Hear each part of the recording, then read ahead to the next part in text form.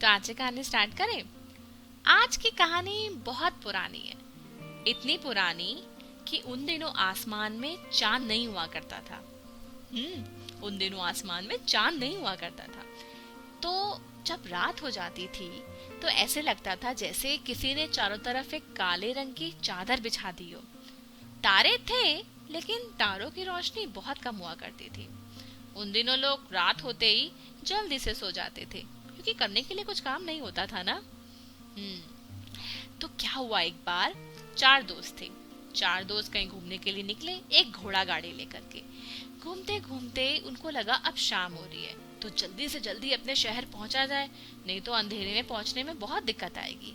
वो लोग फटाफट अपनी गाड़ी को चला रहे थे, लेकिन चलाते चलाते उन्होंने देखा कि पास के एक गांव में एक अजीब सी रोशनी दिख रही है। चारों जानना चाहते थे कि रोशनी आ कहां से रही है, तो उन्होंने फटाफट अपनी गाड़ी को उस गांव की तरफ मोड़ लिया। गांव में जब वो गए तो उन्होंने देखा कि गांव के बीचों बीच एक बड़ा सा ओक का पेड़ है, और उस ओक के पेड़ के ऊपर एक गोल सी कोई चीज है जो बहुत चमक रही है। चमक रही है। उन्होंने एक गांव वाले को बुलाया और पूछा, ये क्या है जो इतना ज्यादा चमक रहा है? गांव वाले ने बोला, ये चांद है। हमारे मुखिया जी इसको कहीं से लेकर के आए थे। वो इसमें ऑयल डालते हैं, इसकी सफाई करते हैं और फिर हम सब लोगों के लिए जला देते हैं। बदले में हम उनको थोड़े से कुछ पैसे दे देते हैं, लेकिन रात में हमें जो भी काम करना होता है ना, हम बहुत आराम से कर लेते हैं। फिर चारों दोस्त ने सोचा, ये चीज तो बहुत ही अच्छी है, पर ये इस गांव में क्यों है? इसको तो हमारे शहर में होना चाहिए। तो फिर उन चारों ने ये सोचा कि ऐसा करते हैं, जैसी रात होगी ना, इसको यहाँ से चुरा के अपने शहर ले जाएंगे। और फिर इंतजार करने लगे वो रात का। रात हुई, चांद और ज्यादा चमकने लगा। चारों दोस्त इंतजार कर रहे थे कि जैसे ही लोग इधर उधर अपने घर में जाएं और कोई भी आसपास नहीं हो, तब हम इसको ले जाएंगे।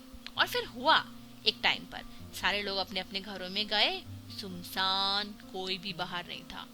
तो उन लोगों ने फटाफट अपनी घोड़ा गाड़ी उस पेड़ के पास लाई। पहला दोस्त फटाफट पेड़ पे चढ़ा, उसने चांद को पकड़ा, दूसरे को पकड़ाया, दूसरे ने फटाफट उसको कपड़े में लपेटा, तीसरे ने उसकी मदद करी और चौथे वाले दोस्त ने उस गाड़ी को भगाया, टक टक टक टक टक टक। और वो जितनी तेज भाग सकते थे उतनी तेज वो उस चांद को छिपा के ले गए। वहां से अपने शहर में गए। वहां पे फिर उन्होंने उसको साफ किया, उसमें ऑयल डाला, और फिर अगली रात को उस शहर के बीचों बीच जो एक बड़ा सा पेड़ था, उसके ऊपर चांद को रख दिया। और उस चांद की रोशनी से वो पूरा शहर चमकने लगा।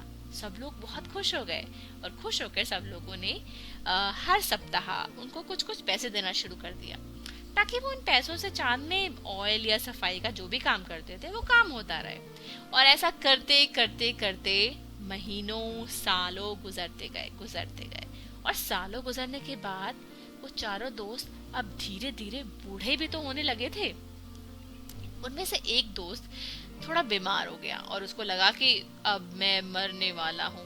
तो उसने अपने तीनों दोस्तों को पास में बुलाया और बोला कि मुझे नहीं लगता कि मैं अब जिंदा रहूंगा, मेरी एक ख्वाहिश है, प्लीज उसको पूरा कर देना।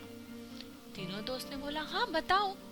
उसने बोला कि जब तुम मुझे दफनाओगे ना कब्र में, तो चांद का एक हिस्सा मेरे कब्र में मेरे साथ दफना देना, मुझे ये बहुत प्यारा है।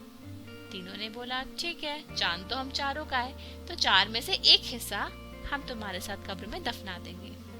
और फिर कुछ दिनों के बाद वो दोस्त मर गया और उसे कब्र के साथ चांद का एक हिस्सा दफना दिया गया।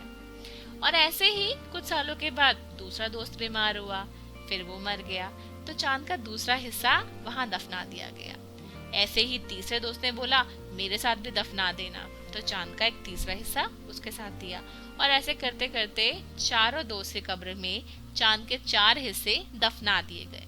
चारों दोस्त बहुत करीबी थे ना, इसलिए उनकी कब्र बहुत पास पास थी। और जैसे ही चौथा हिस्सा दफनाया गया, शहर में वापस से अंधेरा होने लगा। चांद नहीं था ना, चांद तो दफना दिया गया था। फिर धीरे धीरे कुछ सालों के बाद, पता नहीं कैसे, लेकिन चांद के वो चारों हिस्से किसी तरीके से आपस में मिल गए। जमीन के नीचे। और जब वो आपस में मिले तो अब वहां पे खूब रोशनी होती थी। जैसे ही सूरज चला जाता था, रात होने को होती थी, चांद चमकने लग जाता था। और फिर पता है क्या होता था? जब वो चांद चमकने लग जाता था तो आसपास जितने भी लोग दफनाए गए थे वो सब उठ के बैठ जाते थे और आपस में बात करने लग जाते थे। मालूम है क्यों?